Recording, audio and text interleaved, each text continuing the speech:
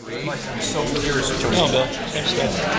he's going to be. It's not bad. Sure. And we had the two-day community dinner. Yeah, since George Brett was there. Random nonprofit that take all the planners beans in and over to the store, just like that. He's all upset because it's not I had to leave in 10 minutes. dream to see this later. That's what's in the newspapers, buddy. Because they always talk about saying letters penis. You keep calling his name. It's me. It's me. It's me. And I'm like, They're okay. oh, I'm sorry. So I expected to see this weekend.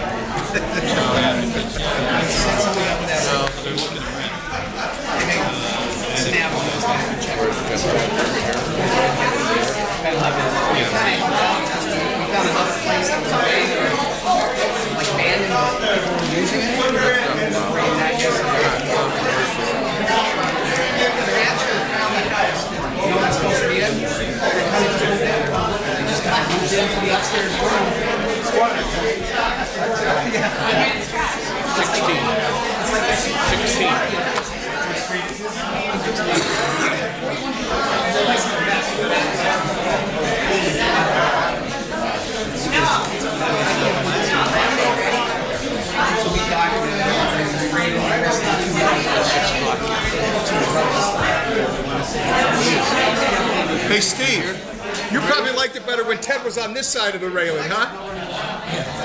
I said he probably liked it better when you were on this side. Pledge allegiance. To the flag of the United States of America and to the republic for which it stands, one nation, under God, indivisible, with liberty and justice for all. Almighty and everlasting God, who presides over all things in heaven and earth, come and preside over these deliberations so that those that make the decisions may be guided by your wisdom.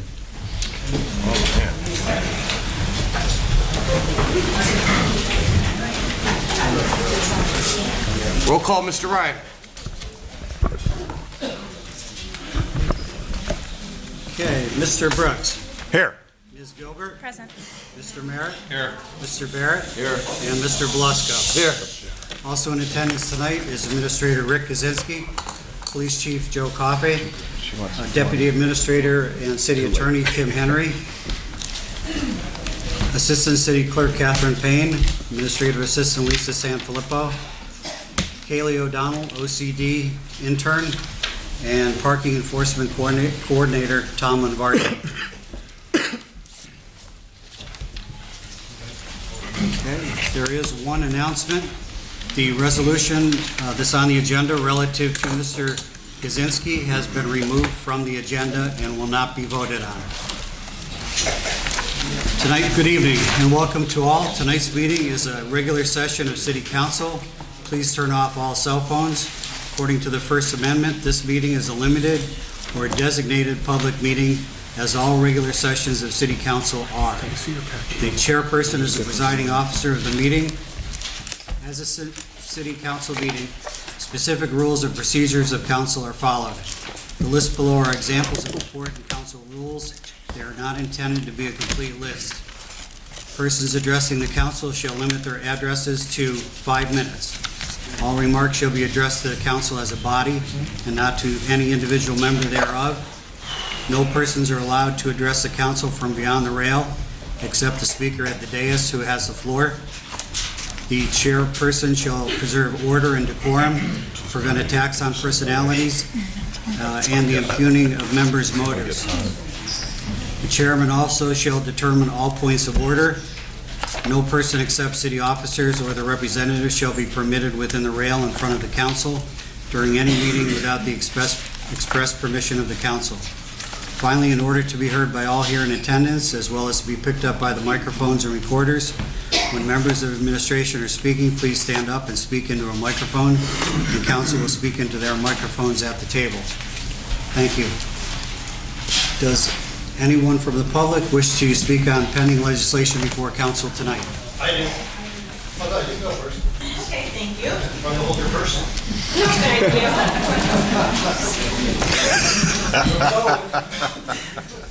That's all, okay. Thanks. Name for the record, please. Jean Brody. Thank you. Okay, I'm here to speak regarding the appointments up for vote under pending legislation. Tony, pay attention. Is no one hearing me? Okay. Okay. Articles in both the Citizens' Voice and Times Leader describe the discussion at the City Council work session on Tuesday regarding several appointments for those who have accepted to volunteer and serve on various city boards. The article stated that council members, except for Mike Belusco, were contacted by George Brown, basically expressing his concerns about these and any appointments Mayor Tony George might bring before council until the end of his term in December. Mr. Kaczynski told council on Tuesday that several board appointments were approved by those on council under Mayor Layton's administration between the time Tony George won the election and officially took over as mayor. Then council members included George Brown, Mike Merritt, and Bill Barrett. My question is this: did Tony George ever ask any of you that were on the council at that time to not vote for any appointments between the time of his taking office and being elected, or opposite than that? This apparent attempt to influence votes of city council from Mr. George is very concerning to me. And I'll remind you that Mr. Brown is not mayor-elect. He still has to run in November to become mayor-elect. I urge council, I urge council to approve these appointments tonight, as it is hard to find residents who are willing to freely give their time. I appreciate that Councilman Tony Brooks always strongly advocates for residents to come forward and volunteer their time on the many boards and commitments. Thank you. Anyone? Thank you, Chief. Bob? Joe, get the cuffs ready. Be back home. Bob Kalabowski. As you know, I was here the last time this was brought up, and I want the council not to move forward with these appointments. What Tony George is doing, this is his last gasp at power, and from what I understand, especially when it comes to the Sanitary Authority Board, maybe setting enough votes up to help him get a job down there, especially with the stormwater fee.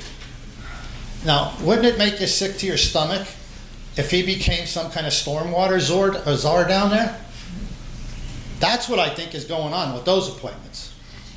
And as I brought up Mr. Glazinski, Anthony Glazinski. No, another political hack, former friend, till I started questioning about his daughter getting a $5,000 a year raise and his grandson getting a job down at the Sanitary Authority, who I have nothing against.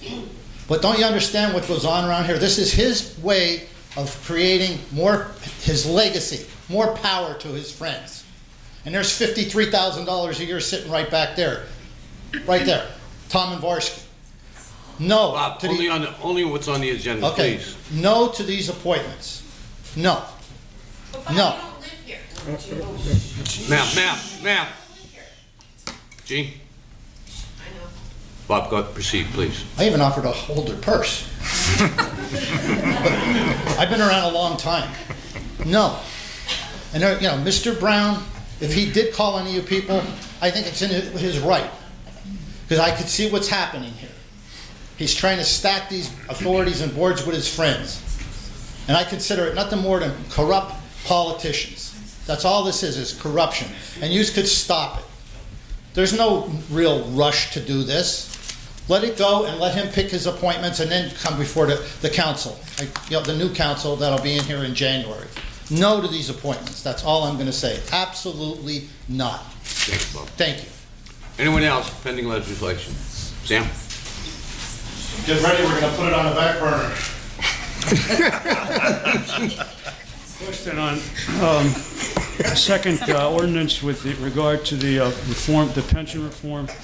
I wish the specifics would be spelled out there. I assume that has to do with the problem with council's the council people being counted as full-time employees. I'm not sure if that's it, but it should be spelled out here, Tim. I mean, for the public, it's a vague reference to some kind of a amendment of the ordinance, and I don't know what ordinance that is. So maybe you can elaborate on that after I finish here. Oh, that's just making the pension ordinance that's on the books match what's said in the new collective bargaining agreements. That's all that is. So it has nothing to do with the problem that occurred. Absolutely nothing. That won't be addressed, I guess, for a while then, whenever. I have some other comments here. I would like to briefly, again, express my disappointment and frustration with another suspension of the consumption of alcoholic beverages, the open container ordinance. It seems I would urge council to, if this is a strawberry festival, why do they have to be involved with tasting wine? Every time there's a group or some kind of activity going on public square or wherever it is, this code of ordinances gets suspended. And what's the sense of having a code of ordinances if it's always suspended every time? I mean, anybody and everybody can have some kind of event down there. It could be suspended. You might say, oh, well, it's just wine. But again, it sends the wrong message. I mean, we have a severe alcohol consumption problem in this county. I think I've been through this a number of times. Luzerne County is the egregious position of, I think, something like 7th out of 67 counties in terms of alcoholism. And this seems to me to make the problem worse, to aggravate it. I also would like to comment on one of the appointments. Which one was withdrawn? I couldn't hear back there. Was it Rick Gazensky? Mr. Gazensky. Mr. Gazensky. So Patricia Gazensky is still okay. No, That's off too? Rick is the one that was on. Yeah, she's still on. Patricia's still on. Yes. Oh, yeah. Okay, I would like to just speak out against that. I don't know Mrs. Gazensky. This is with all due respect to Rick Gazensky and his wife. I don't know, and I don't feel any. I'm not trying to put anybody down, but I was approached by the mayor some months ago about being about being nominated to the housing authority, and believe me, I was on the fence about it. I'd be glad to do it for the sake of whatever problems the housing authority is facing. It seems that unless there's another opening that I don't know of, I guess I'm not going to be considered for the housing authority. But that's okay. I mean, I can accept that. But I can't accept a substitution of somebody I don't know anything about, and I'm sure council doesn't know too much about. So I would urge council, as to some extent of what Bob said here just previously, to at least suspend consideration of that person to the housing authority in light of what the mayor indicated to me that he wanted me on there. And he knows I'm a watchdog figure, so that's probably why he wanted me. But why he changed his mind, I don't know, unless I rubbed him the wrong way. But I think, again, as Mr. Brooks proposed months ago, that these people who are nominated to these authorities and commissions should be vetted at least a little bit. I don't know if Mrs. Gazensky's even here tonight, is she? She is. Okay, well, council should question her as to whether she's familiar with the housing authority situation. I mean, what problems does that authority face? How would she solve them? That sort of thing. Does she have the proper credentials? This is something that I think has been glossed over for I don't know how many years. And as was indicated before, people, the mayor is able, whoever it is able to push through somebody that he favors, he or she favors, to put on the authorities or commission. And just one more item, in the time remaining, I would urge council to vote against consideration of the grant to Mr. Slomowitz, which is not indicated here his name on the agenda here, the $718,000 for remediation of the land down there. I know remediation is important. I know development is important. And developing land for taxes is even more important. But the fact remains, Mr. Slomowitz, or is it Smolowitz, went against his word several times, was given they put a free access, an access road in there for nothing for him. They extended 5 years, I think it was 10 years for him to develop that land. He never did it. Now he wants a $718,000 project handout to remediate that land. And I assume that DEP is going to be on top of that. Just one more thing in the time remaining, it'll only take 5 seconds. But I also feel that he should be held accountable for the fact that he let that Planters Peanuts situation go there. He was, in the original agreement, he was supposed to maintain it and did not. It deteriorated to the point of great concern. Thank you. Thank you, Sam. April? Angel. Or Angel? Wait. Pat. You're next, Pat. Angel Mathis, Wilkes-Barre. My concern is with appointments because I understand that you did withdraw Mr. Gazinski's name or Mr. Gazinski withdrew it. But my question is this: for out of the four that are actually on the list to be approved, how many of them work for the city or with the city? And me, myself, being a board member for the county on one of their boards, isn't it a conflict of interest? And I would advise you to, and if they are currently employed with the city, with the exception of Jay Delaney, because I kind of understand why he would be on the housing board, considering that he's with fire, that you vote no. Thank you, Angel. Pat? Good evening, everyone. Thanks to Mr. Troy. I guess you all know now that I've been recommended for an appointment to the Wilkes-Barre City Housing Authority. I'm Pat Kuzinski. Excuse me, could you just state your name? I did. Sorry. I heard Again? it. Yes, I was saying it when you were saying it. Would you like it again? I'm good? Okay. You're good. All right. So these appointments that you've been asked to approve are not political favors, nor are they nepotism nor cronyism. They're not paid positions, but rather they're appointments of qualified individuals who are willing to serve on a voluntary basis to make Wilkes-Barre a better place to live, work, and play. In order for you to make an informed decision, I'd like to give you my credentials. I've been a Century 21 real estate agent for 30 years. In that capacity, I've worked with sellers, buyers, investors, landlords, tenants, Section 8 prospects, CEO, Luzerne County Housing Authority, and Wilkes-Barre Housing Authority. I've been the recipient of the Century 21 Quality Service Award repeatedly throughout my career, and this year was awarded the Century 21 Quality Service Pinnacle Award for outstanding service to my clients and customers.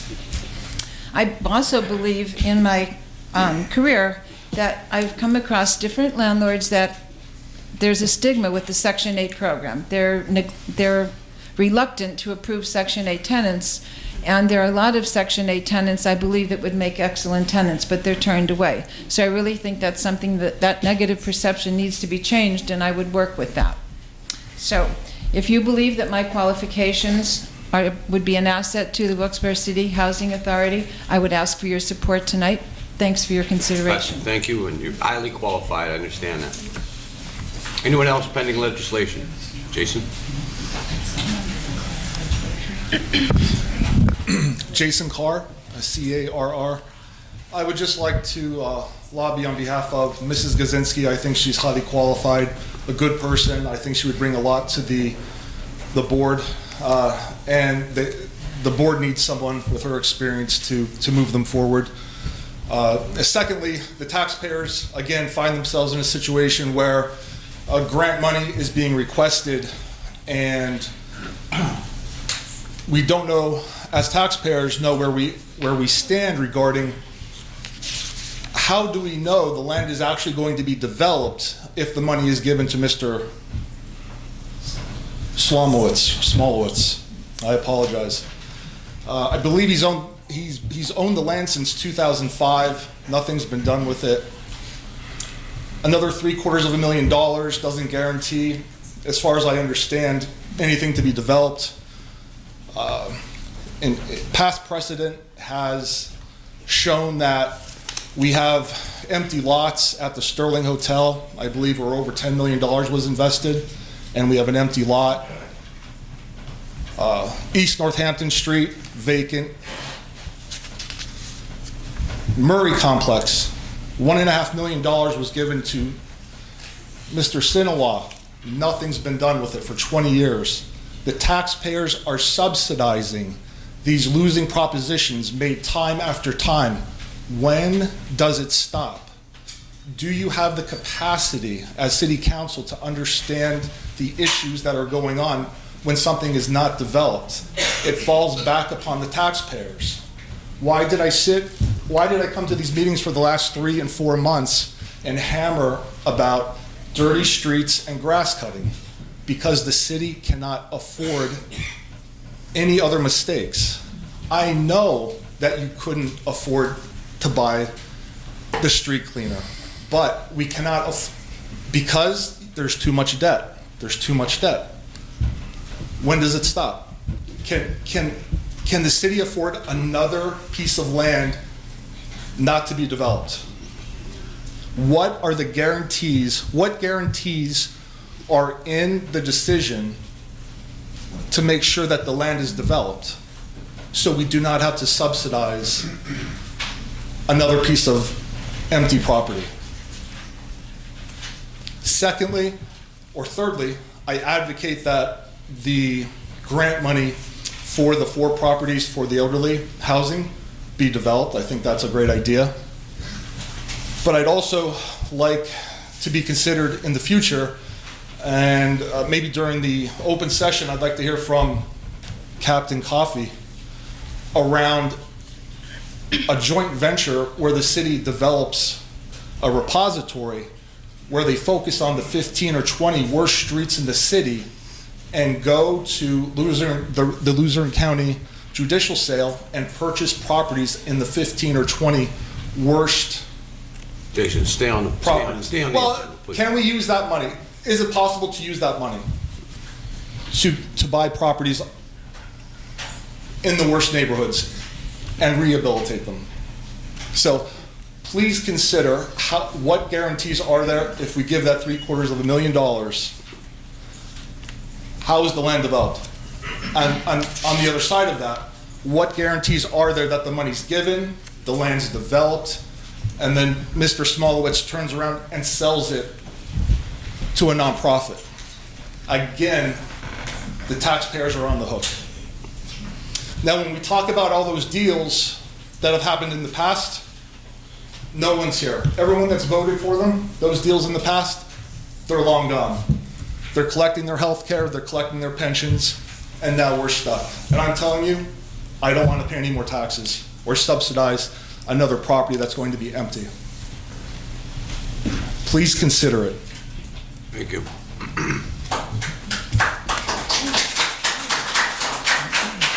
Anyone else on pending legislation? Yeah.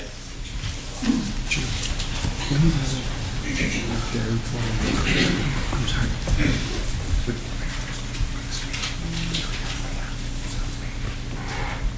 Where? When can it be? When are they coming up? They're not on here. I mean, they're not on the agenda yet. They're here. They're here, I think, to rebut someone like him. Right. So council can have Colin come up and rebut now or after this next speaker. Take a seat, please. Mark Schaefer. I would like to talk as well about the grant application. I have a few questions about the grant application. My concerns are similar to what was previously discussed. Do we have any guarantees that it will actually be developed? I have questions around Mr. Smolowitz. Does he have any back? We, a couple months ago, had this big to-do that a bunch of different real estate developers owed a lot of money in back recycling fees. Has it been checked if he owes any of these fees? When it comes to the Planner's Peanut Building, which appears to be part of this, I've heard tale that it's going to be turned into a museum, which would be run by a nonprofit. So is there a good chance that in the end, both of these properties end up being managed by nonprofits and thus non-taxable?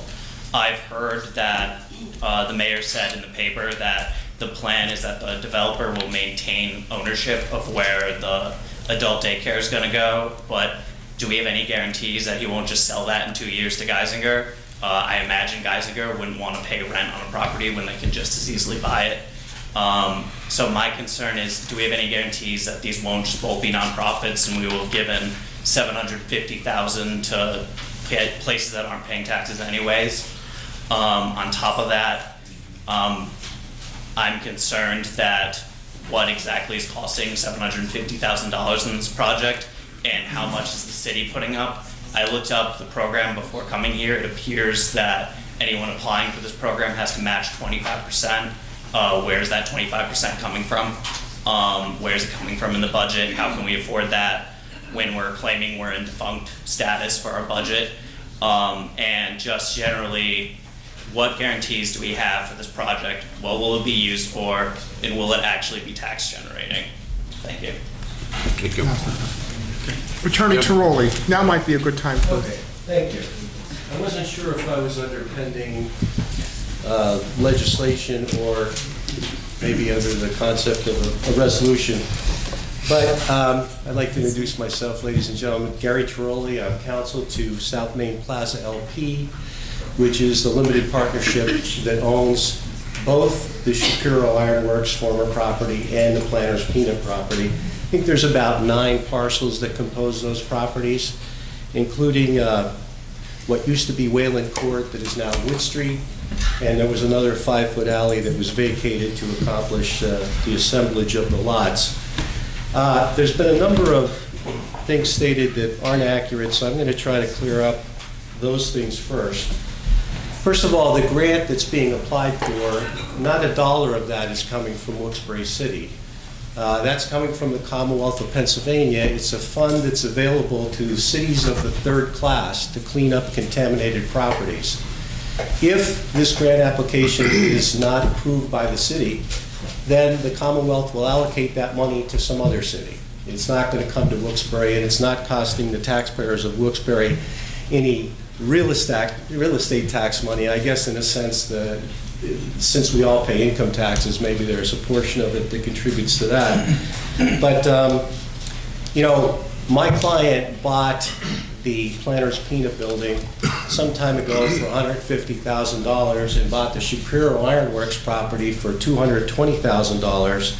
I think over the years we've had 4 or 5 national tenants that looked at going in there, including some pharmacies. And of course, all the companies have a confidentiality agreement, so I can't mention their names, but they all walked away from the property because of the contamination that existed at the Shapiro Ironworks, which was like a heavy metal type thing. The property is under a current consent order from DEP that requires it to be cleaned up or, in lieu thereof, to have an impervious surface put over it with a certain amount of dirt on top of that, and then a warning tarp. So now we have a situation where after many, many months, we negotiated a long-term lease with Geisinger, the value of which is significant. And really, I don't think the city could have a better tenant for that property. The city's going to end up, instead of having a property that has been contaminated for 30 years and setting fallow, they're going to have a building that is the Geisinger type of building, which is a first-class type of building. They have many, many facilities that operate different ventures, but the one that we're dealing with is, for lack of better words, going to be daycare for the elderly, a facility where if you have somebody in your family who's suffering from dementia and you need to have them sort of looked after for the day, that's the kind of place that you can go to. They're not going to be anybody staying overnight, but it's going to produce initially 60 very good paying jobs. And think about 60 people working down there and walking out and having lunch and the impact that that's going to have on the property. Now, there's 2 different things going on here, and you'll see that the resolution just addresses the Shapiro Ironworks property.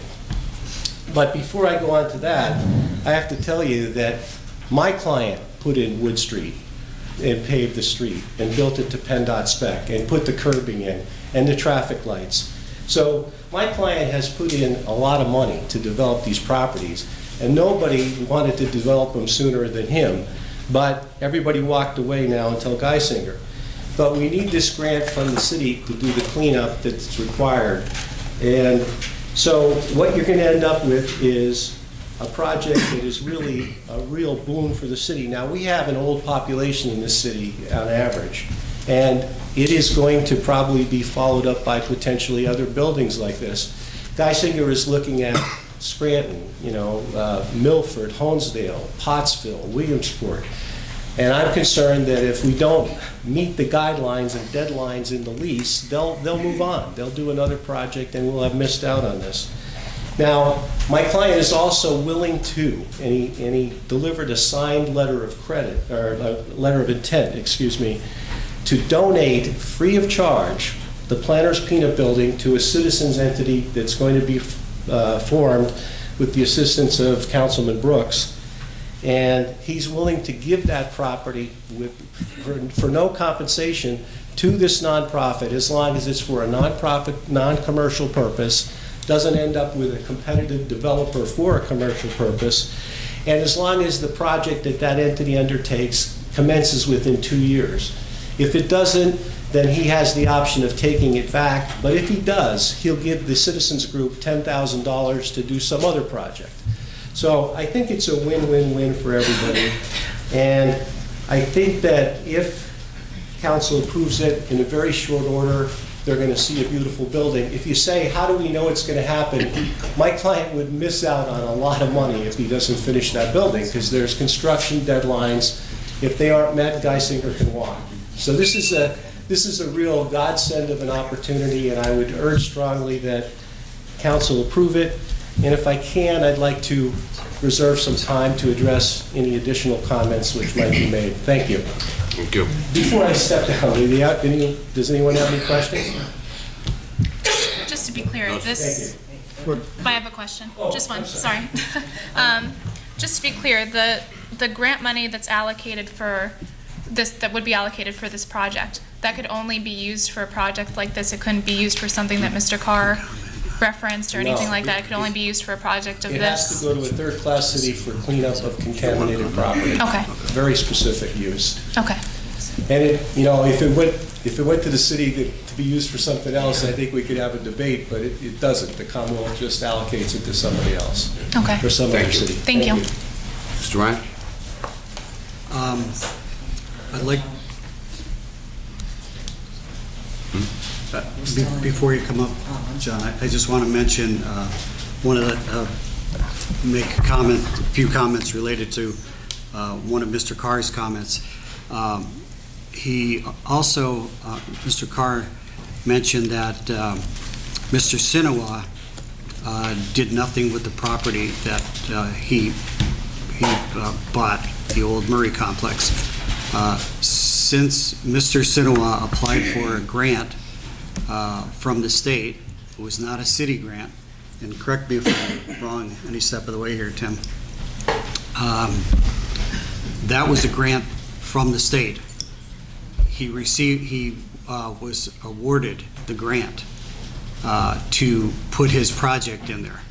Since Mr. Sinawa was not able to develop that site solely due to the fact that we had the advent of the worst recession in our country's history, he never received that grant from the state because he was not able to do perform his responsibility in putting forth that project. So just set the record straight on that. It was not city money, it was state money, and he didn't develop it, so he did not get the money. It's still tax money. Pardon? It's still tax money. It's still what? Tax money. Sure it was. Yeah, absolutely. John? Yeah. Thank you. John Toski, Almond Lane. I just want to talk about the appointments. I think you guys should just give them an up or down vote. You know, if you don't like who they are, don't, vote or don't vote for them. Because, I went and got copies of voting records, and it seems June 11, 2015, September 10th, 2015, and December 17th, 2015, there were different votes for people for boards. And, some of these terms, there's one of the terms from December 17th where the term doesn't run out until December 31st of 2019, if I'm reading this correctly. And, that seems like you put, and that one I believe Mr. Merritt and Barrett both voted yes for, and Mr. Brown also voted yes for. Now, it seems that there's precedent for still appointing people to these boards. I think that under the mayor's power should be able to have them. They should be able to be at least voted on. If you guys don't think they should be on there, just vote no. But that's all I have to say. So. Thanks, John. Anyone else on pending legislation? I just have one announcement. Tim? On pending legislation, we just want to make one announcement. On the resolution related to the grant for the environmental cleanup at the former Shapiro site, the fourth paragraph in the resolution that was handed out in those packets has been removed. Other than that, the resolution is exactly the same.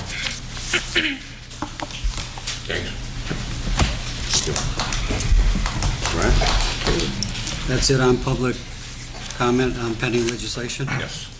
Okay, we'll get into the formal voting. First on the agenda is the consent agenda resolutions. Motion, second, and vote is needed. So moved. Mr. Brooks? Second. And Mike B. Mr. Brooks? Yes. Ms. Gilbert? Yes. Mr. Merritt? Yes. Mr. Barrett? Yes. And Mr. Beluska? Yes. Motion passes. Okay. Now going to the individual resolutions. Take each one separately. First is appointing Rick Kaczynski to the Parking Authority. Motion, second, and vote. Question on that. I removed the wrong person. Those names are so similar. Okay.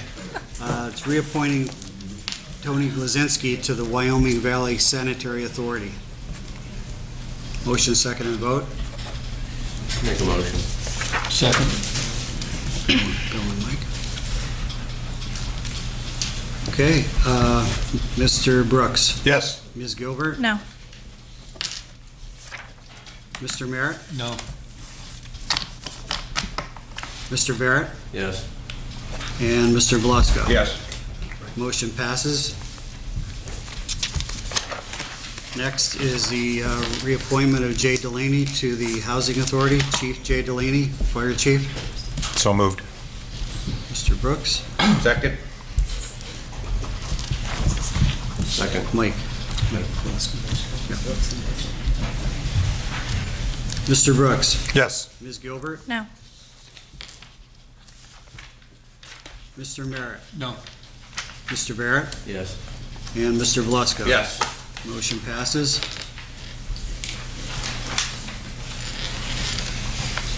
Okay, and finally, it's the appointment of Patricia Gazinski to the Housing Authority. Motion, second, and vote. Motion. Second. Mike and Tony. Mr. Brooks. Yes. Ms. Gilbert. No. Mr. Merritt. No. Mr. Barrett. Yes. And Mr. Beluska. Yes. Motion passes also.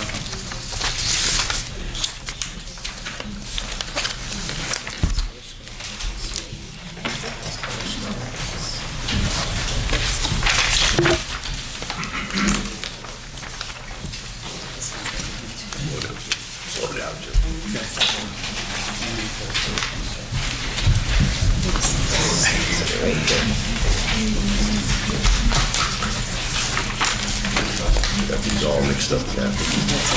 Thank you. So read your names on it.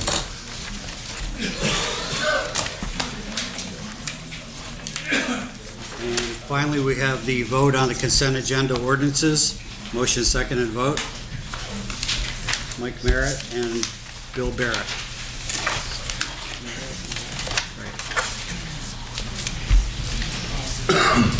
Mr. Brooks. Yes. Ms. Gilbert. Yes. Mr. Merritt. Yes. Mr. Barrett. Yes. And Mr. Beluska. Yes. Motion passes also. Council presentations. Mr. Brooks, anything today? Nothing since Tuesday, thank you. Ms. Gilbert, anything? Just one thing since Tuesday. The top of East Northampton Street, where Taft Street comes out on East Northampton Street, there's a lot of potholes there. And also going down East Northampton Street, on the light on East Northampton Street in South Empire, there's trees obstructing the view of the red light. Trees. Yes, and that's all. Thank you.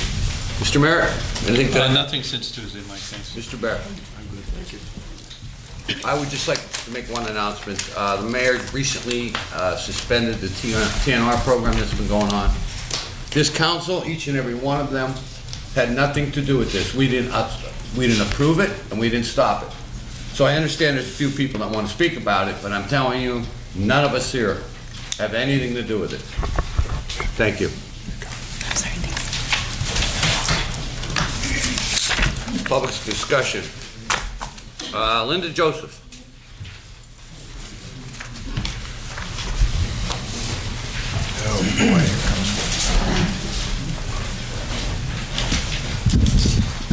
Linda Joseph.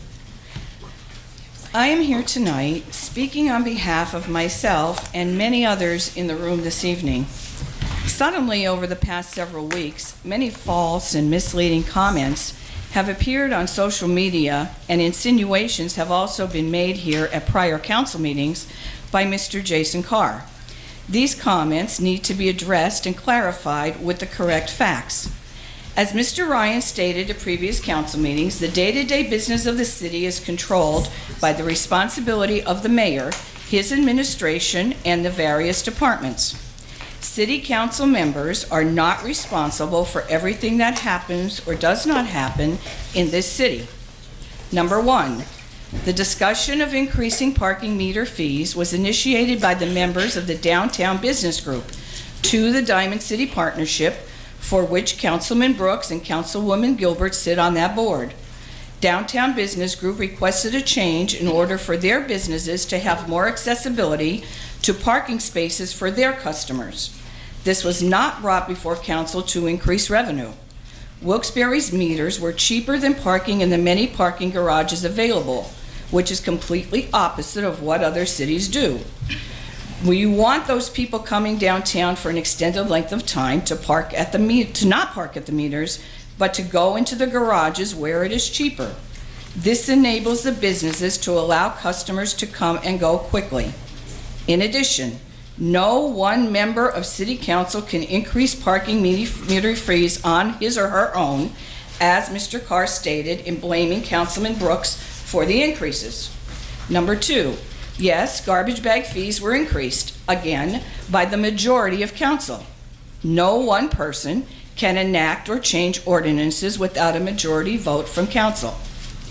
It is a less serious financial burden than increasing city property taxes, which Councilman Brooks has voted against and has publicly stated he will continue to vote no on property tax increases. Every home can somewhat manage their garbage bag usage.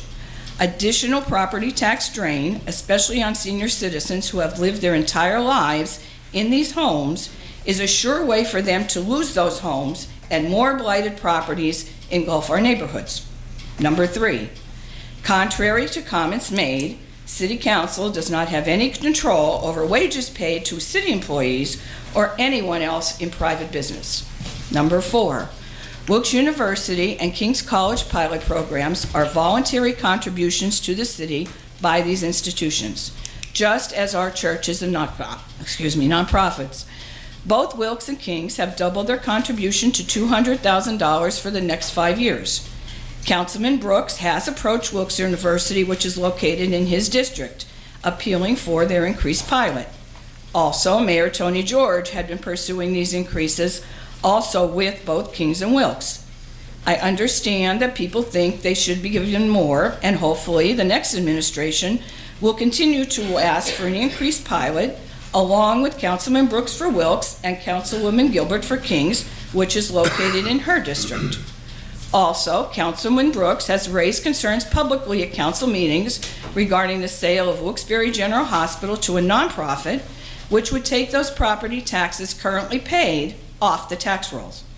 He also suggested to the city administration that LCTA should also be approached to give a pilot contribution when they move to their new location at the Old Murray Complex site. Number five, let's talk about city council pensions. Yes, a member of city council can opt out of not participating in the pension plan. That is part of employee benefits through their respective unions. But they can also buy back into it as their retirement gets closer. Does the public know that the city council contributes toward this pension plan like all employees do? They will now contribute more because the new union contract calls for an increase from 5 to 7% payroll deduction from employees for pension participation. That is actually decreasing their net pay. The question is, will they ever collect that pension? I believe you need to be employed by the city at least 12 years to be eligible to receive a pension. Number 6, Mr. Carr also asked what Councilman Brooks and City Council will do to eliminate rental properties and reestablish a city of owner-occupied homes. Very interesting, since Mr. Carr owns, I believe, 18 rental properties, and according to the public report from Wyoming Valley Sanitary Authority, thousands of dollars were owed as delinquent on many, if not all, of those rental properties. Those gathered here tonight feel it is imperative that the public is not deceived by an apparent agenda in the singling out of Councilman Brooks by Mr. Carr and others. Thank you.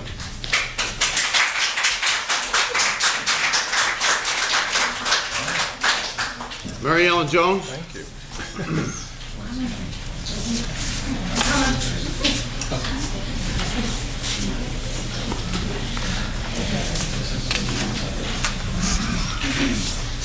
Hi, my name is Mary Ellen. Thank you for everything that you all do. I am here tonight because I am, concerned, not really concerned, but I would like to see a skate park built for the children. I do things with the youth. I see in our playgrounds we have swings, we have slides for smaller children, and then you have areas in there where you have some grass where children can play football and soccer. There's nothing for the kids with their skateboards. And I think maybe I wish the city could do something about getting one up where the dog park used to be, as far as insurances. I'm not really up to everything right now, but I'm just bringing this to your attention that I'm going to be working on this to try to get this push for the children. I think we need more for our children here, and I'm trying to do that throughout the city, wherever. Really not much time, so you didn't have to stop that because I'm basically kind of done right now.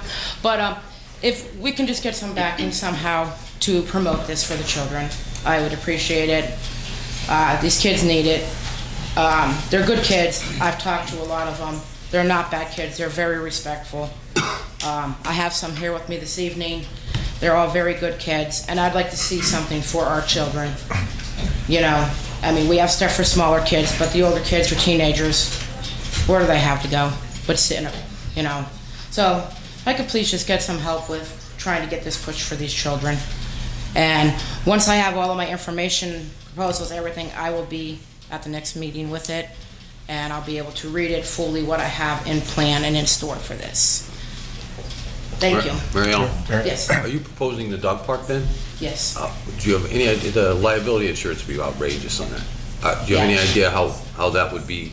Yeah. I have a gentleman here too, Kevin from Plains Bike Shop. He's gonna also speak on it too, so. Okay. He will have more information. He's been doing this for a very long time, so he has a bit more information. Literally, I actually just started planning this 2 days ago, and Tuesday was a bad day for me. I couldn't do anything. But, so I literally just, started throwing things out there, looking, researching and stuff. So I don't have all my research done. I'm still doing it. But the meeting came up, and it's June, so I want to try to get something in the works to get this done as quick as possible. It's going to take a while. There's a lot of funding, grants that need to be applied for. So Kevin would have a lot more information on all of that for me. Kevin's up next. Okay. Mary Ellen. Yes. So we should, UGI at one time did offer land down on Water Street Yes. for a park, so let me call UGI, the contact there, and set up a meeting with you guys, okay? Thank you, Mr. Rooks. I appreciate that. Thank you. Thank you. Thanks. Kevin?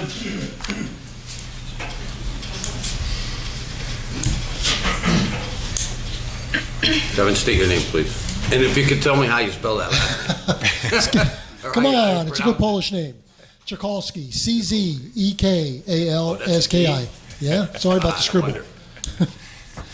Again, I'm here just to back up. Again, I'm not a resident of Wilkes-Barre. I'm a resident of Plains Township. I own Plains Bike Shop. I know some of you people through Facebook.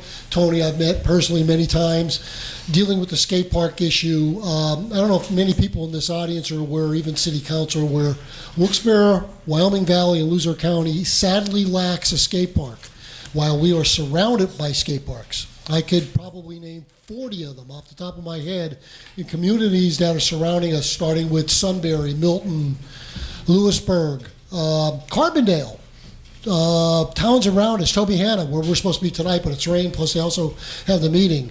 There are ways to get around where you could get a skate park where it costs the city very little in liability insurance. Matter of fact, it's less to insure a skate park right now than it is to insure one of your Little League fields. And that mainly is because it is a basically unsupervised park. I won't get into details here. I don't want to take up too much time. I know it's going to be a long meeting. But there are ways to do this. Let's get Wilkes-Barre, or any other community for that matter, but Wilkes-Barre, because let's face it, you guys are the center of Wyoming Valley. Everybody comes to Wilkes-Barre. Let's get a skate park. Let's be first. Let's be the first community to do this. There are ways to do it. There's grants available. It's the new thing. It's the new thing. It's what kids want. And skate park doesn't only mean skateboards. It means BMX bikes, scooters, inline skaters, but we always use the term skate park. So please consider it. There are ways to do it. Let's just stop saying no. Let's start saying yes to these kids. Thank you. Thank you, Ken. Drea Galad.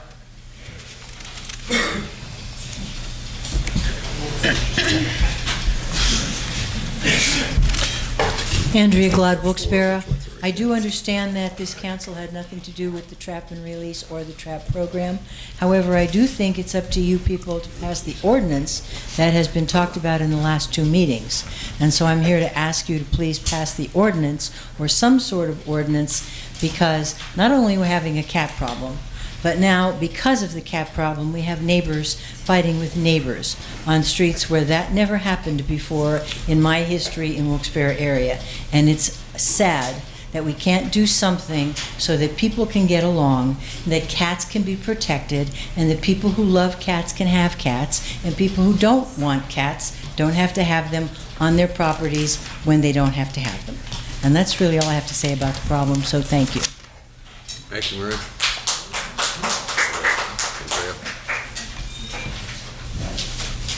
Maria McGraw.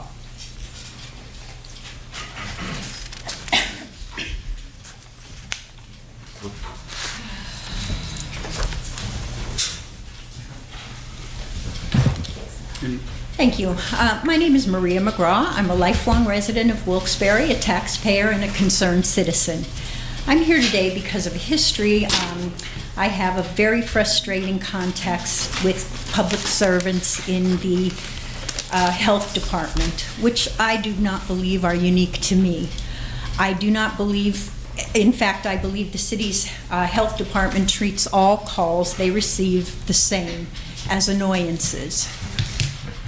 I've called the health department exactly 3 times in the last 5.5 years. The first time was about 5.5 years ago. I saw rats at the Charles Street Park where children play. It took me more than a week and multiple phone calls before anyone even got back to me.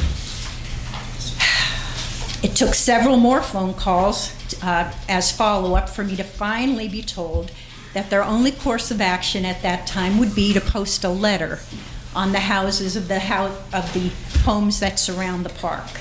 I feel I did more work than the health department did for this issue, if they even did post those letters. My second contact with them was even briefer. I found 2 little vials of mercury and just was looking for the proper way to dispose of them. A quick phone call to the Wilkes-Barre Health Department, and I was very curtly informed, quote, "We don't do that. We can't tell you who does." Now, they may or may not have a list of resources of health resources, but they didn't share it with me. Either way, that's terrible. My third, final, and most frustrating contact with that department was just this April. I've lived in my current residence for more than 20 years, and like any house, on occasion we got mice and we dealt with it. But for the past 4 years or so, the problem has exploded. It seems I always have mice. I even get mice in the springtime. My orkin exterminator says this is because of all the abandoned homes in my neighborhood, the overgrown vegetation in my neighborhood, and people who feed cats, feral cats, birds, or squirrels. I did an informal survey of my neighborhood and found out that many of my neighbors have the same issues with mice, continuously, mice all the time. So I bit the bullet and called the Wilkes-Barre City Health Department again. I spoke with someone who told me his name was Jim, no last name provided. He told me there was a city contracted exterminator who could come around, check the foundation of my home.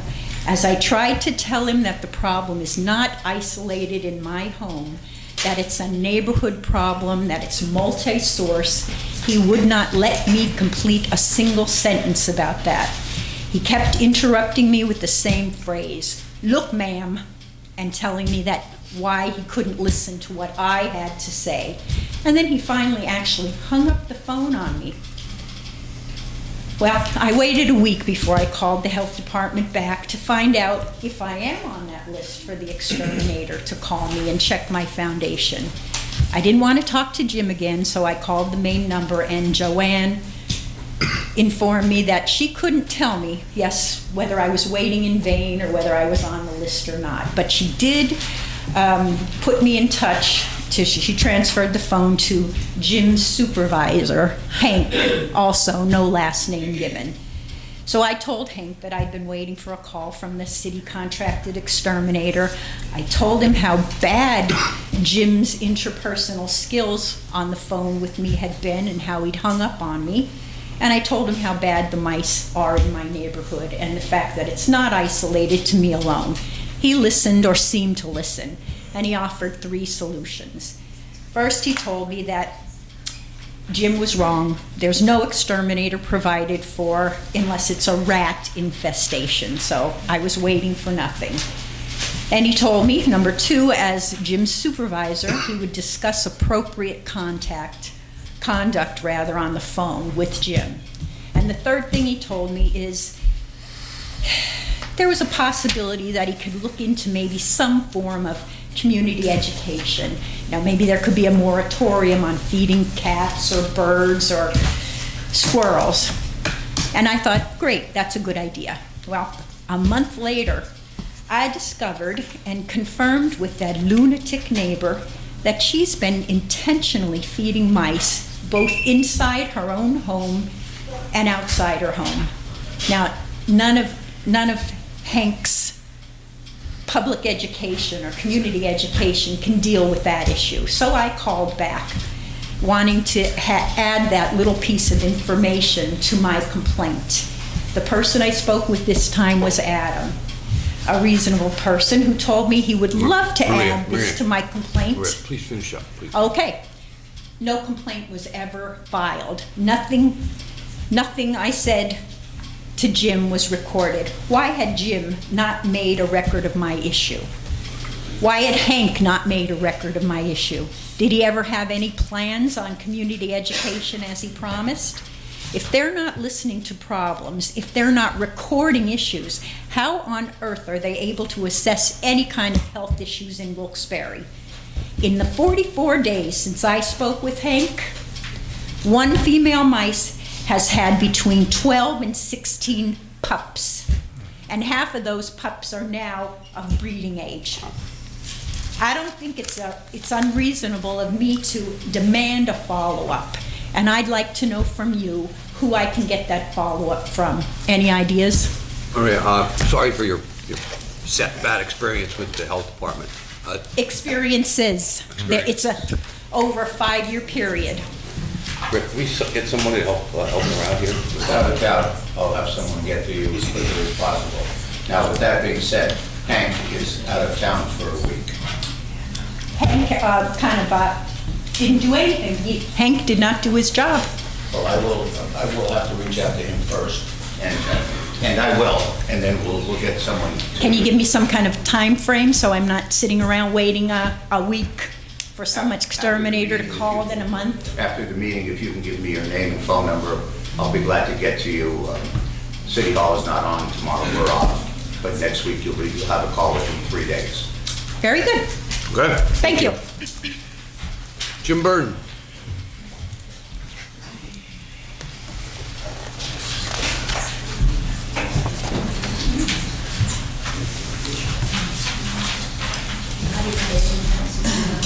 Good evening. I'm Jim Burton, 58 Taft Street, Wilkes-Barre. Okay. I'm here tonight to discuss this recyclable grant that we have gotten for $350,000. Okay, I did some math on this thing. Now, I'm not a rocket scientist, but when I went to school, I mean, you got $350,000 grant.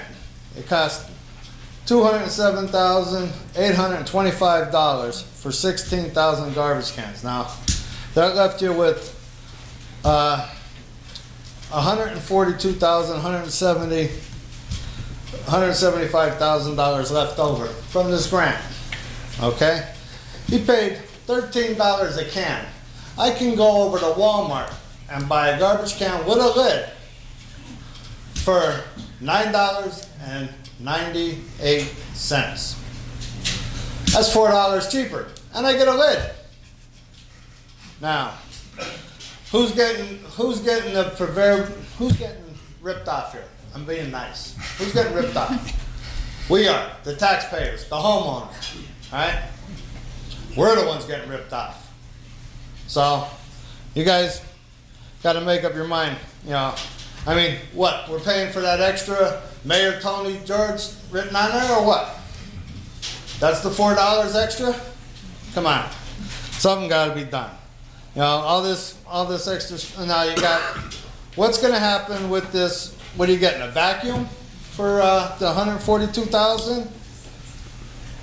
Something's radically wrong with this. Now, with this other things about this cat problem. Everybody's up in arms about this cat problem. Hey, my granddaughter came over to the house this morning. There was a cat that was half ripped apart on my front porch. I have cats are trying to get under my front porch. They're ripping up all my mulch and everything. And people are yelling and screaming about, let the cats live, let them run around the streets. I got them in my backyard. I got them in my carport. My dogs go out in the back. And they're chasing these cats out of my carport. They're chasing them out of my sheds. They're chasing them out of everything. Out of my front porch. Let them run around. Let them do this. Let them do that. No. Trap them. Turn them into the SPCA and let them do what they want to do with them. Because I don't want them in my yard. All they're doing is going in my mulch and going to the bathroom in my mulch, stinking up my backyard, stinking up my patio deck. I don't want them. I don't need them. Get rid of them. Get rid of them. If you're going to pay for anything, pay to get rid of them. Don't pay to have them spayed for they could run around the city. No. I'm totally against it. Now, the other thing with this trash pickups and stuff. Hey, I think what the city needs to do, like they did down south. Let's privatize it. Everybody buy their own garbage can, get their own hauler in, and pay for their own trash to get taken out. Because everybody that lives in the city that's a taxpayer and homeowner, we're paying for all this stuff. And the people who don't own property and everything, I'm sorry to say it, they're getting away with it. You go on, I mean, I have pictures of stuff. I walked up in East Northampton between Grant Street and Sherman Street, and I filmed it. If you go through there, I mean, you got to get these people up there and start giving tickets. In front of these houses, it's nothing but deplorable filth, all the way up and down it, on both sides. I mean, you talk about having a clean city. You want a clean city, you want this, you want that. Well, you got to start by, where's the grant money that we got to fix up the cities, the roadways coming into the city, to make it look nice for the people coming into the city. You want to make it look nice? Start fixing up the houses and everything that's coming into the city. You're going down East Northampton, heading towards downtown, right there past Wells Street, on the left-hand side. Look at them houses there.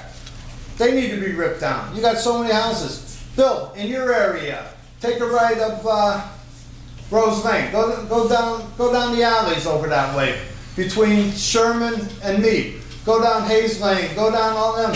You wanna look at places that are deplorable? Go through them alleys there. You'll see places that you've never seen before. You'd think you were, you know, in Twilight Zone. You know, that's how bad it is over there. But you don't go through them places. You don't know that. Mr. Burton. Mr. Burton, please finish up. Okay? Well, this is what we need to do. We need to do stuff that's gonna, you know, get the city straightened out. Thank you. Any comments? We're doing a cleanup on East Northampton Street soon. Huh? We're doing a cleanup on East Northampton Street soon. It's been that way. It's only gonna happen again. You should come, well, or if you can't come to one of the cleanups, you should recruit people to come help. Because usually it's 2 people helping. And it's disgusting because, like you said, you clean these streets and they're the same way a week later. People living in that double block. I know. 4-unit block up there, it's all in front of their place. Yep. You know? Bob Kotobowski. Get him, Bob. I don't know. No.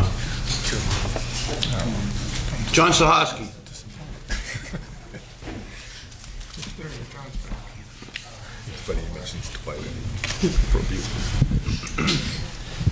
John Toski, Almond Lane.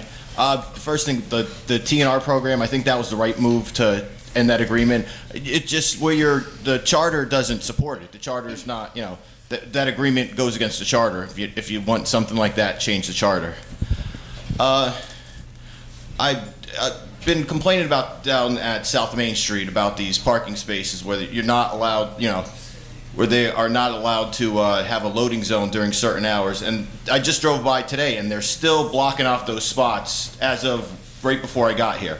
So how is it legal that Dollar Tree just keeps blocking these spots off? I can't just block off spots, you know, parking spots from my street, and you know they can't have that as a loading zone, so they shouldn't legally be able to put their cones out. So why aren't anybody writing them tickets for, you know, just taking up parking spots that should be public property or public parking for the for business hours for the downtown area? I forget what the hours are. I think it was between 10 and 6 or 8 and 6. I forget the hours offhand.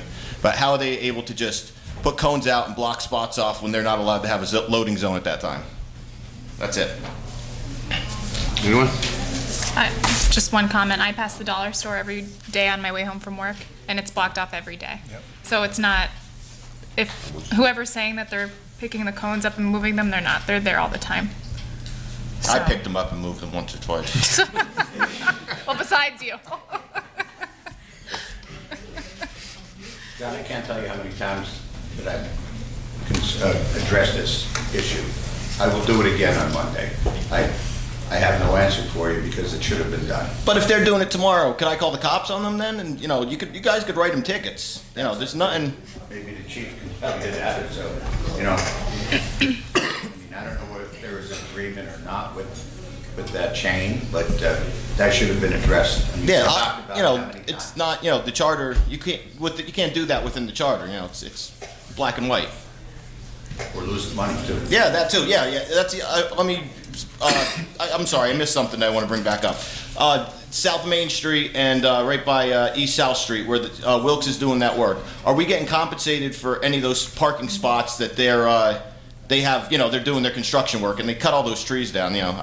That's not really cool that they took all those trees down real quick too on South and right by South Main and South Street near their area. Where Wilkes is doing the work. I think our compensation is the beautification of it when it's done. I mean, that's the only thing I can think of. I think they do give us some money for the parking spots too. compensated from the college. There you go.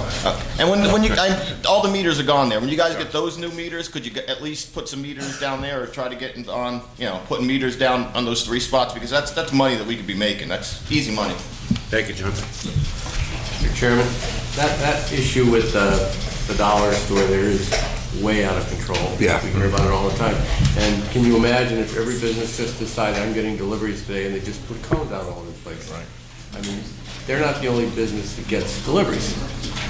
So I don't know why they think that they can do this. Are they the exception? Is there an agreement that we're not aware of? And if there is, there shouldn't be. So they're going to have to learn to adjust accordingly. I agree with you. I think we should have parking enforcement.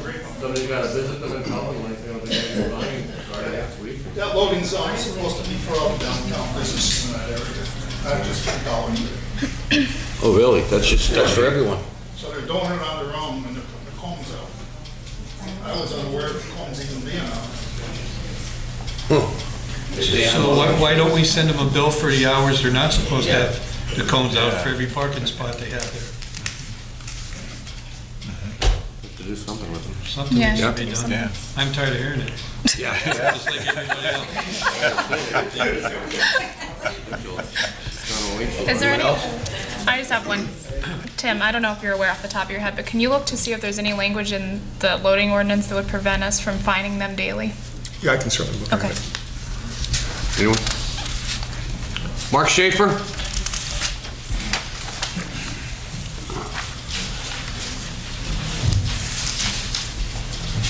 For start, I want to echo what Maria said about the health department.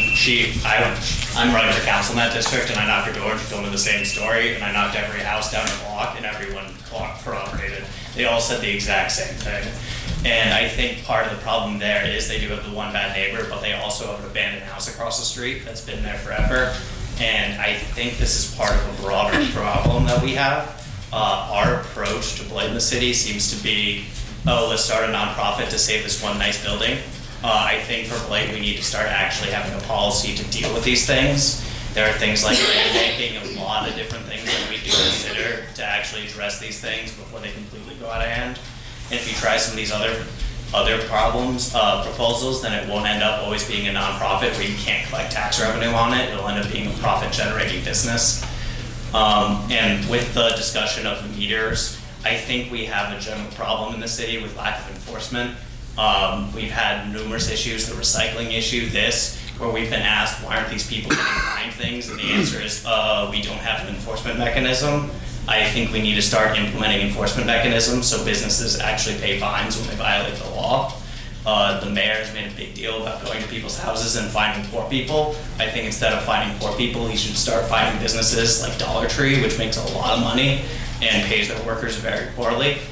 On top of that, I think that we need to just have general strategies and not treat these issues as like individual crises. Council seems to treat things one at a time, not have like general overarching policies to deal with things. I think you need to really work on making sure you have concrete policies that affect every time this happens, not just one specific instance that flares up and someone comes and complains about it. Thank you, Mark. Jason Carr?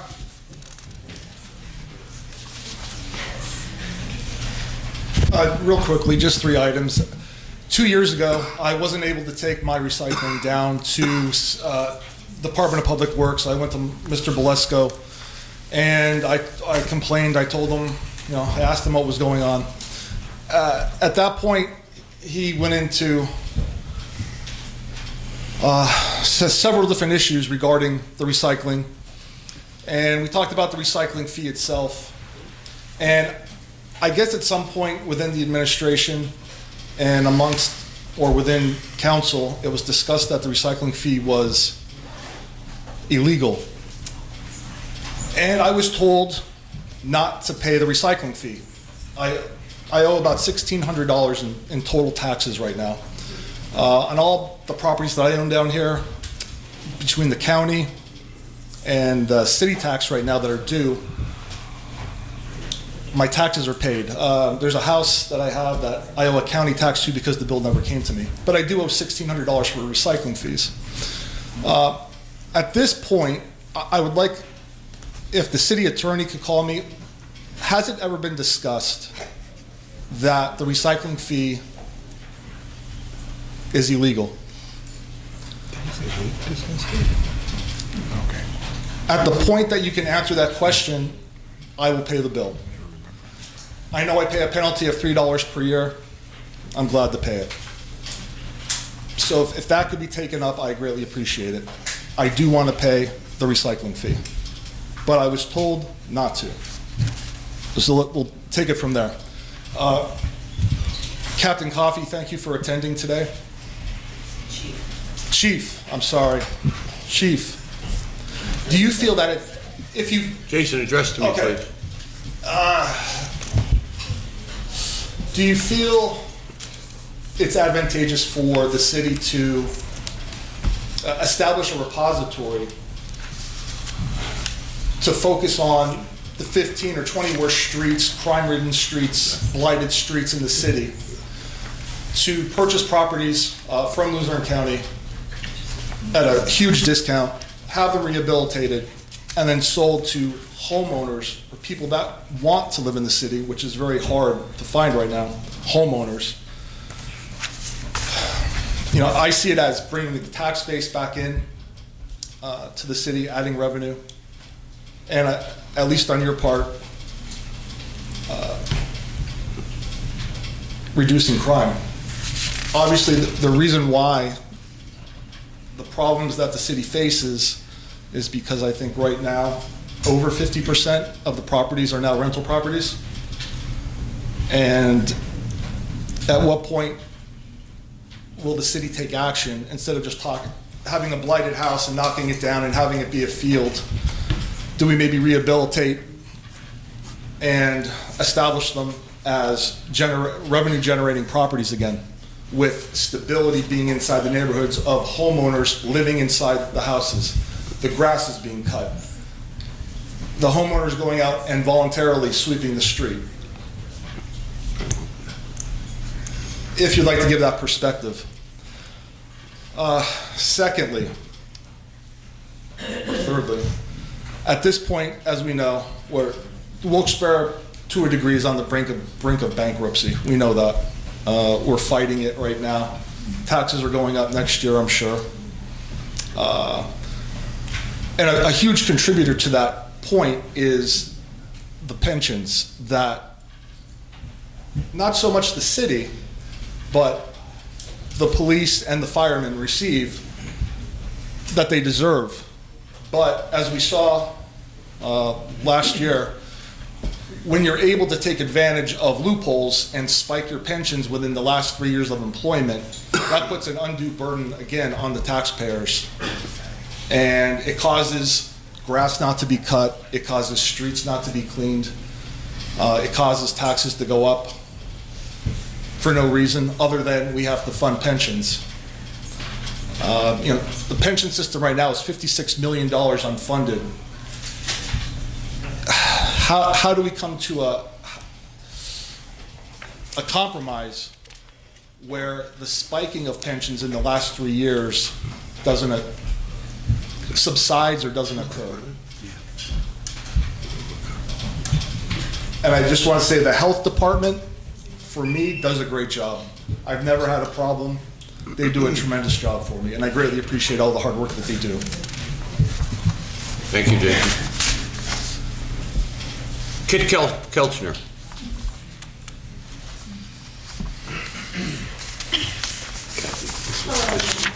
It's much nicer tonight not having to speak first, I'll say. But I agree, and I'm thrilled that the council had nothing to do with that order being made or rescinded. And it's just a perfect example of, I mean, I don't really want to come here to the next meeting and find out that it was done the opposite way, then back again and back again. And I think what Andrea said about something being permanent is important. Something, as this cat situation is, my husband and I left the last meeting under very awful circumstances. We had a terrible exit, and I don't want to continue to do that. So I think something permanent needs to be done to be more effective. A lot of time has been spent arguing about this. Mr. Burton said things that he probably doesn't remember me, but I don't even know if he's still here. I grew up with him. He's in the same neighborhood I'm in. I didn't know he was having the same issues as we're having, but it continues to get worse. My husband just planted our garden, and already there's cats in our garden and all over the place. So I think a permanent thing and a reasonable thing should be done. I will say that I had nice conversations with Brenda on the phone with the trap and release program. I don't agree with her, she doesn't agree with me, but we had reasonable conversations. At least it wasn't so angry as we left here the last time. I've tried to call other people, and I'll be honest with you, I never got responses, but Brenda was always responding to me, and I want to give her credit. But I just don't think that that program is working for me personally in my situation. And I also think, as Andrea said, it's created very tense things in our neighborhood that shouldn't exist and never used to. So I'm thankful for what can be done. If there's discussion on something like that, I don't see why we couldn't be involved in that. But I was shocked by, when I read it in the paper this morning, I didn't know what that was happening. So I feel like something should be done, that it just can't go back and forth with anything, not just cats, with anything. A change. I don't understand how that could happen. I know, and I believe that you didn't have anything to do with it, but I wish there was some kind of way to know what those things are going to happen, instead of just picking up the newspaper and reading it. I'm almost afraid to leave here tonight, but I see presence, and that makes me happy, because I don't think anybody should be put in a situation over a council meeting that my husband and I were put in the last time. Mr. Brooks witnessed it, and I don't think we're deserving of that, and I don't want that to happen tonight. I hope it doesn't. So I would like to see, I don't know why Adam's not here tonight, but from what I understand, we can go back and do what we feel is necessary. I don't want to harm any animals, but again, I don't think anybody wants them on their property the way they are, and I'm being nice about the way I'm talking about it, but it has created something that I don't want to continue. So hopefully when I come back to the next council meeting, the same thing. I mean, I've become a YouTube sensation over a cat situation, which I never asked for, and I never wanted to, continue. The calls and everything else I've received are outrageous, and I want to go back to being the quiet little neighbor that I was before all this happened. So I hope this remains in I don't know what's going to happen, but we'll see what happens as I pick up the paper each day. And thank you, Beth, for what you do in our area. Thank you. Okay, I requested Adam not to be here today. You did? Yes. Okay. But call him. Oh, I have spoken Start to to him call him. very professionally. If you start having issues again, your garden there, Yeah. just call animal control. Yeah. Well, he has He'll come up. documented everything that I've done, and we're doing everything legally. It didn't make any sense to me to trap cats and have them right back where I started from, but now I understand that can't happen. I wish there was a better way. My personal opinion of it is, and I don't know if anybody really, feeding the cats is the problem. I never had cat issues before my neighbors started feeding them. A cat would come through my yard, I'd say, look at the cat. But now they're hanging out, they're bad, they're big, I think the major issue, if we would just let them be wild animals. I'm not responsible for taking care of wild animals, and that's what's created the problem, feeding them. And I don't think they would be around like they are if we weren't feeding them, not me, if people weren't feeding them. And I know they feel sorry for them, but the problems they've created for us is just not necessary. So, Thank you, Kate. thank you. Gordon Williams. Remember here, the Griffith Pool? That was her great-grandfather. Her famous Griffith. Yeah. He gave the land. I want you to know, I'm Gordon Williams, 58 West River Street. I want you to know I called my councilman about this problem, and I got no satisfaction.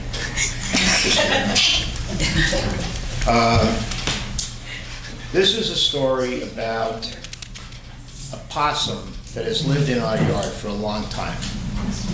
He would be in the rhododendron bushes at night, you could see him, he eats mosquitoes. Possums are great, they're good for the environment. So Monday night, I took my dogs out, and the possum was playing dead. So, the next morning, the possum's still dead.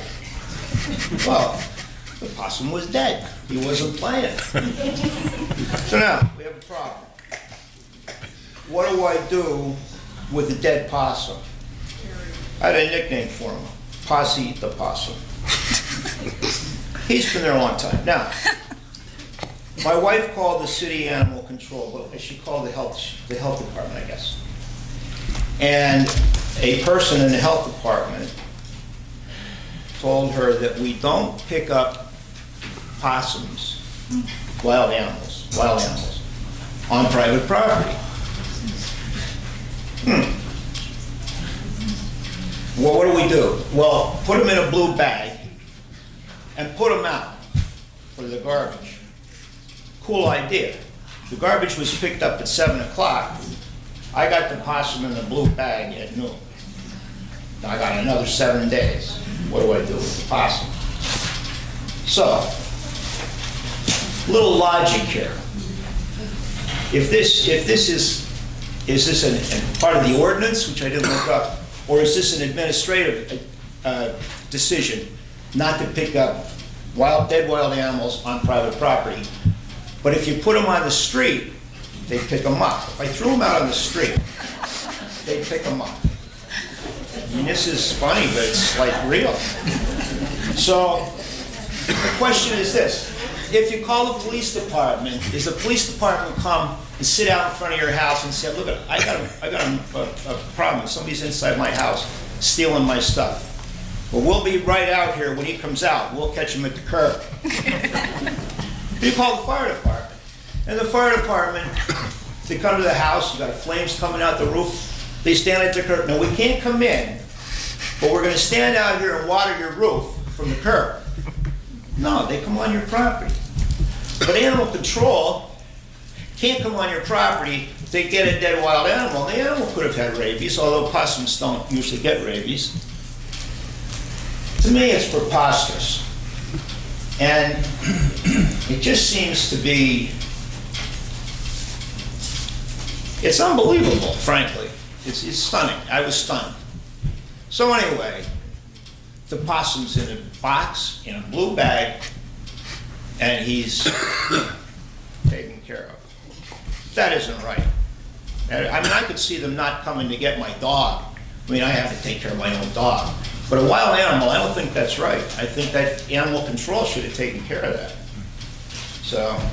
I think Gordon, if you're finished, I think you're absolutely right. Yeah, thank you. Could we get, like, animal control to go on public, private property? Yeah, I'm gonna. I know he does do that, but there's no reason for a dead animal, whatever it is, to be lying around for a week, especially when the warm weather comes. So, we need to look into this immediately. Another solution in the past, I know, has been, as Mr. Williams said, he was instructed to put it in a blue bag. You put that blue bag on the curb in the tree lawn and call DPW. That's been done in the past. DPW can make a special trip to pick it up. Yeah. And if need be, if you really want to get it out of there, you could always take it up to DPW, although that's probably a last resort. Oh, excuse me. She did call DPW and they didn't call us back. Okay. Yeah, so the beat goes on. Cecilia Williams.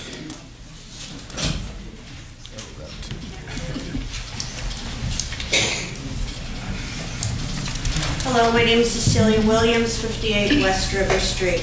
I'd like to address council about a meeting with the Wilkes-Barre Area School Board, attended by the superintendent, their attorney, and 2 board members. I'm interested in knowing the date of that meeting. I'm interested in knowing possibly the council members that attended. I know that Beth attended that meeting. And I would like to know the subject of that meeting. I was wondering also if minutes were taken of that meeting, and were you advised to distance yourself from the controversy over the high school closings, neighborhood high school closings, and the new construction of a high school? Can I have any answers on any of those questions? No. So Beth and I was at that meeting. All right, so exclusively you and Beth at the meeting? I was there too. I was there also. But a different You were meeting. in a separate meeting. Separate meeting. Oh, yeah.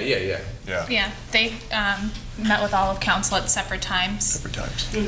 Because only 2 council members could meet at one time. I don't have the exact date of it, I believe it was after council opposed the cuts in the arts program.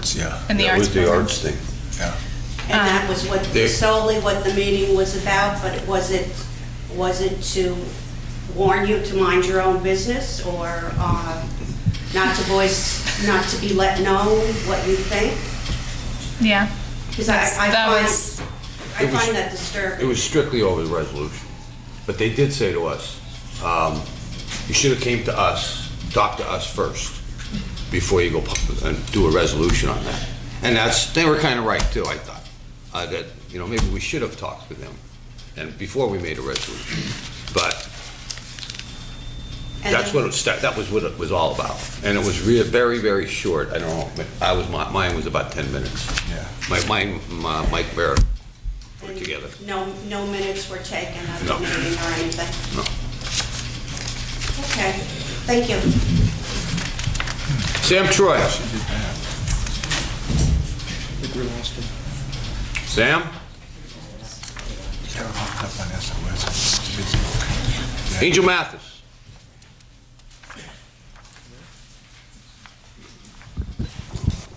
Angel Mathis, Wilkes-Barre.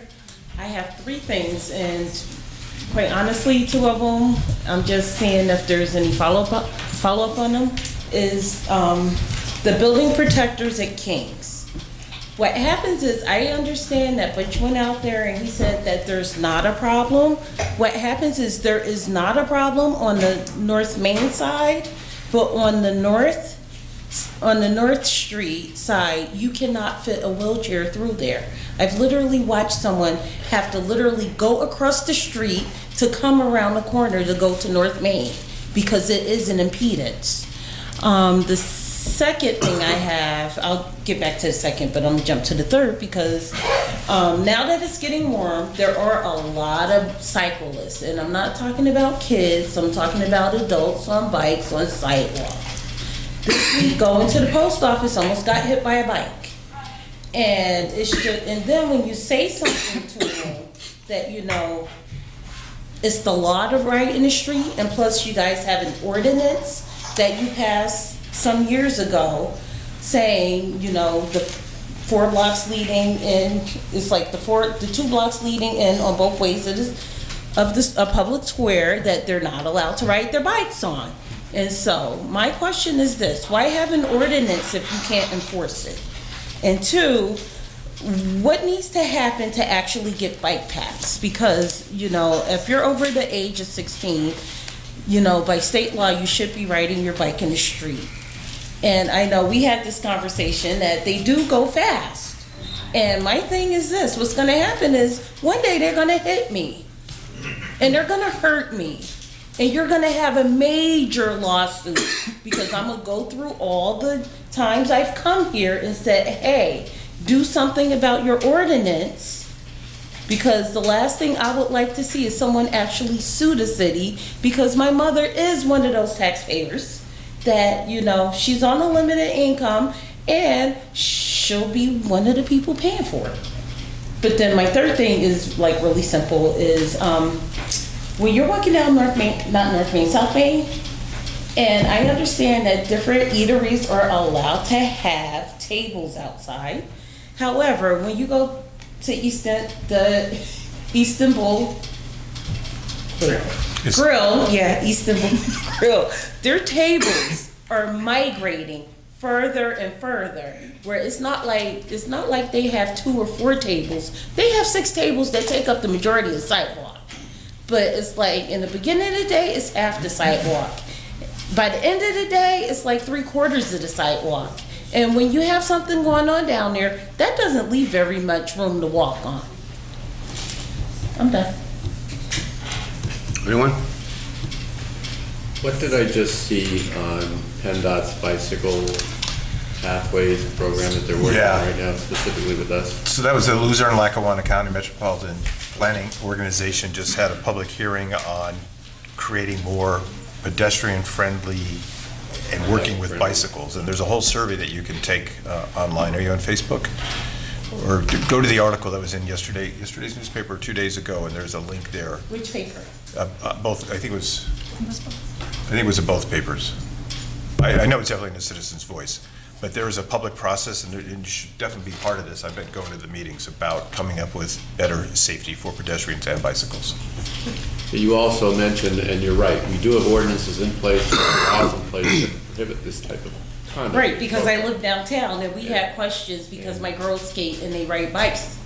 And we live in that area. That it's an enforcement issue more than it is a council issue. Passing more ordinances, the ordinances are there. So maybe we can ask if we can work on it, getting that better addressed. The problems are out there, we all see them, we see them every time we're downtown. I don't know what the answer is, who would actually be able to do that. If we have the resources available, but I think it is important. We don't need anybody getting hurt by some of the behaviors of the cyclists. But thank you for reminding us about that. Mr. Ryan? Rick, I believe Butch is the administrator for obstacles on sidewalks, and he determines whether or not they are an obstacle and where they need to be. Anyone else? Motion to adjourn. Motion.